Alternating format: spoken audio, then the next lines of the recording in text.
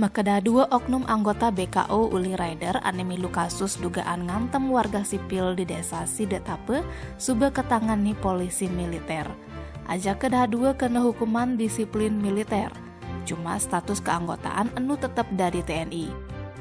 Dandim 1609 Buleleng Letkol Infantri Muhammad Windra Lisrianto dugas Kamis 2 September nyelasang oknum ane kehukum ulian diduga ngantem warga Sidetape ane madan kadek Diki Okta Andrean tugas UUT pas tes antigen massal di Sidetape. Tindakan disiplin militer ane kekenain sube sesuai aja Undang-Undang Nomor 25 Tahun 2014 Unduk Hukum Disiplin Militer. Ya diastun aja kedua sube kekenain hukuman disiplin militer uli Kodim 1609 Buleleng. Proses hukum enu tetap menjalan. Aja kedua oknum ene nyalanin penyidikan uli penyidik polisi militer di Denpom 9 Udayana Denpasar. Tim Bali Express ngelaporang.